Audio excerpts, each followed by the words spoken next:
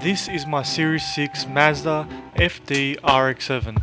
I bought it as a project, not really knowing what I was getting myself into, just knowing that I wanted to bring it back to life. Since then, it's been a process of fixing things step by step, trying to get everything right.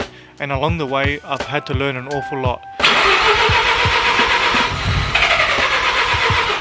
Because this isn't just any car, it's a sequential twin-turbo rotary, and honestly, half the time it feels like I'm trying to solve a puzzle Mazda never wanted anyone to understand. It's been complicated and frustrating at times, but also one of the most rewarding builds I've ever worked on. And now I've hit another issue. The boost isn't right, the turbos aren't doing what they should do, and after a ton of research and digging through forums and diagrams and everything in between, I think I finally figured out, and it all comes down to this. So today, I'm trying to test my theory, fix the problem, and hopefully take one more step towards getting the car exactly where it should be. Let's get into it.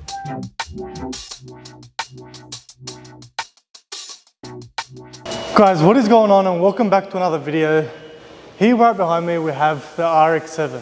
So the RX7's been sitting for a very long time, ever since I got that misfire sort of thing. So I haven't been really driving it much.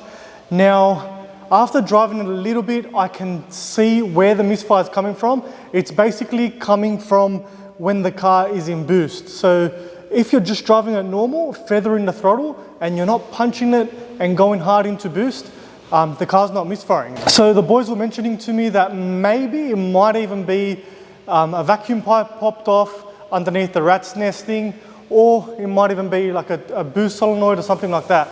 So today, we're gonna dive deep, we're gonna take the intake manifold back off, we're gonna check every single pipe, every single plug, every single fitting to make sure everything's on there, and then we're gonna test it out again and see if we fixed our boost leak. Hopefully, fingers crossed, we fix our boost leak. If not, I'm gonna tackle it even further, and I'm gonna check the injectors, cause another symptom of that could be a leaking injector causing that thing to happen, causing that misfire to happen. So let's dive into it, guys. Let's start stripping the RX7, and hopefully by the end of this video, it's driving and boosting hard. Let's go, boys.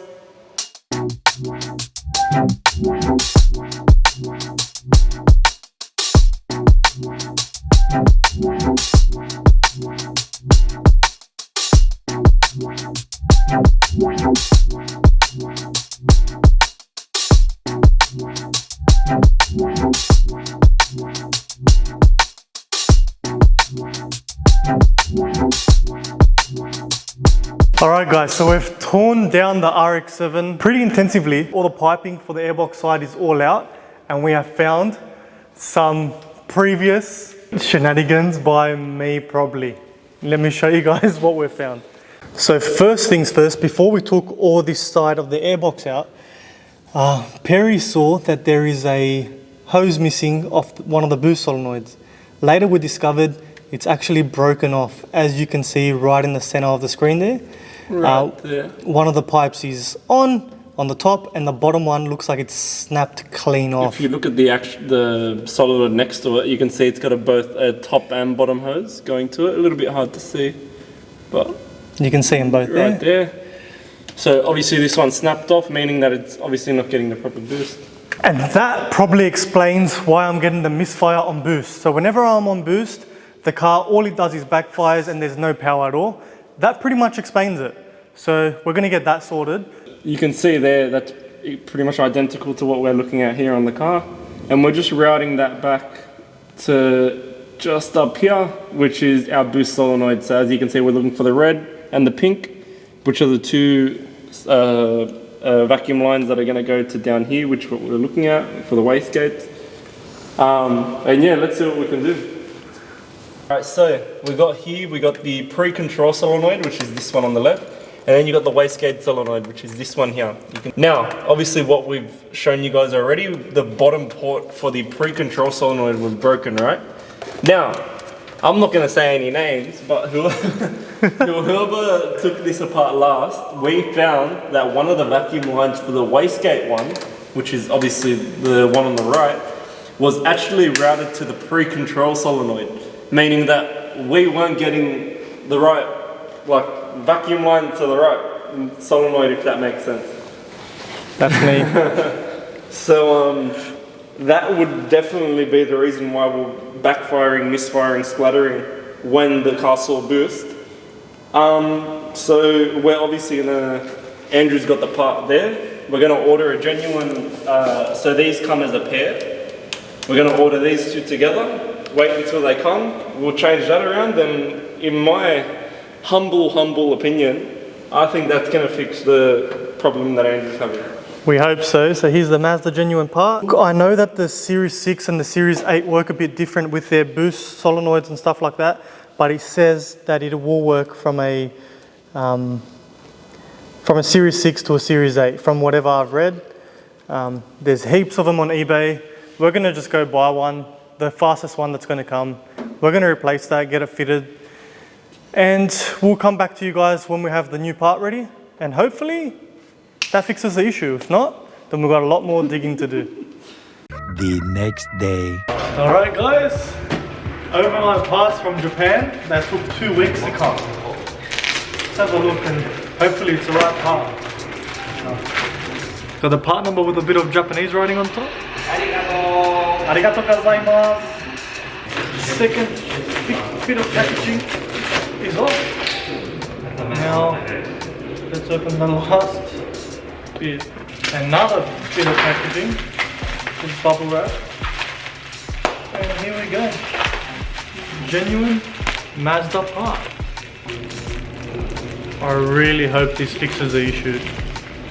You don't understand.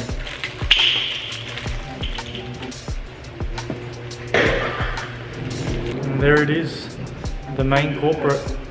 A few moments later. New solenoids are installed. Oh, not installed yet, we just got them sitting in place. Now we've got our diagram up here again. So first of all, we'll start on the blue lines, which is the two bottom halves of the solenoid, as you can see there. Those two right there. All right. Now, in the diagram, you can see that they merge both of them into like a little tank sort of thing, just here, the two blues. Now, if you look down there, we're looking at, all right, so we've got our two routed in there. That's the two blues, which is the bottom of the solenoids.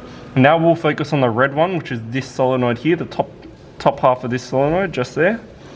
Now that one, as you can see in the diagram, it just routes on its own off to the left there, next to that blue hose. The two bottom ones are here and here, in that little sort of tank thing. And then the two top ones is, one of them's going here, and the next one is going just there. So that right solenoid is going to go on this little right pipe, and the left solenoid is going to go on that one on the left. So red on the left side of when you're looking forward at the car, and the pink line is going to go to the right side there. I've changed the hoses as well because this one was the only one I didn't change, which wasn't broken before, but now it's hard and brittle. Look at that, snaps in my hands. So we've got all new hoses on there now. We've got one plug on. We're going to put the second plug on from the old one, and there you can see the snapped nipple on the old one. So we're going to put that last plug on there, put everything back together, and hopefully she'll be right, mate. She's boosting, hey? Alright, everything's on in the engine bay now. Airbox is back on. Our new turbo solenoids, actuators, whatever that thing does, is on. Check valves are all on tight. Grab the car once over, everything's on tight. Let's give it its first start. Fingers crossed this works. I'm really hoping it does.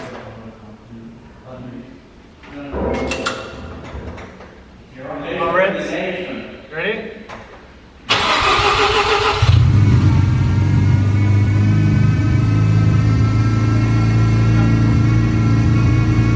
Alright, sounds good. It's been running probably 5-10 minutes. Let Perry only give it a rev. See, usually when I used to rev it like close to 4 grand, it'll start backfiring.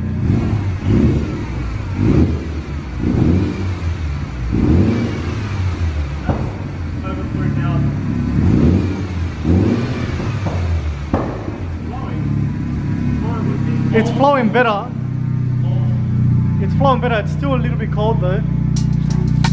Alright, so the real question is, did we actually fix it, or we're just wasting time and money on parts and getting absolutely nowhere.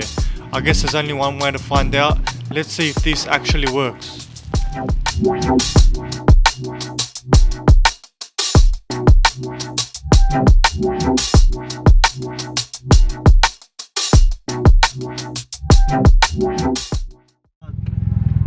Alright, RX7's going on its first drive since we put that new solenoid in. Let's see if it's made a difference, if anything at all.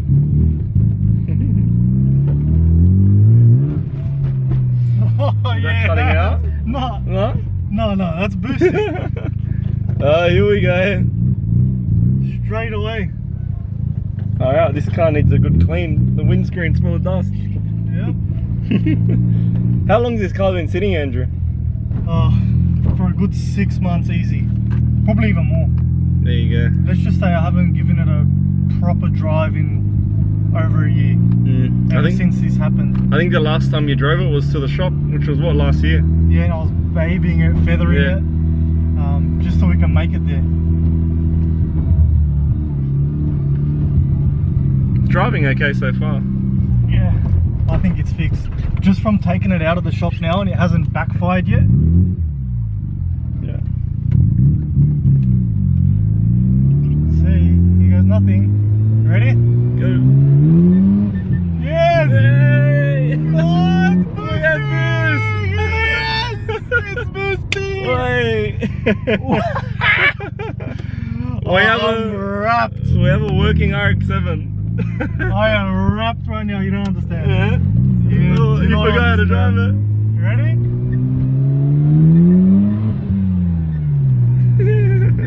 I'm wrapped. Oh no! What's wrong? Oh, it cut out there. Uh-oh. You know what, you haven't driven it in a while. Yeah, maybe that's it. I think you got a bit of fuel stuck somewhere. But Oh, no backfire at all. And we went through that entire rev range. let's go. Let's go around to 4,000, 5,000, 6,000. There you go. Still might have a leaking injector because of the constant backfire, but that could be because it hasn't been driven in a while too. But old fuel. When was the last time you put fuel in this?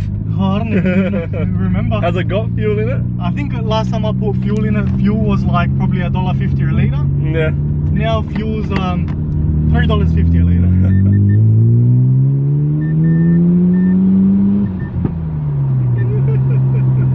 He's going. Oh, there you go. Third gear just cuts out. That's alright. Oh, yeah. Something's happening there, but for the most part, Could even be a boost leak. yeah. What's that beeping? Oh, it's something in the dash. For the most part, it's boosting first and second, no worries. Top or third gear, like $5,000, it just dies, no power, no nothing. That might be a completely different issue. That's second gear. Now we go third. Yeah, it cuts at $5,000. It's alright. No power, but for the most part, it's fixed. 100% it's fixed. Oh, I'm wrapped. One problem, another few to go. Well, the main reason for this video and for buying that part was to fix that backfire. Have we fixed the backfire? Yes, it's done. You can actually go through the rev range now. Pretty much. Oh, too good. I am wrapped, guys. That's had me stuck for so long.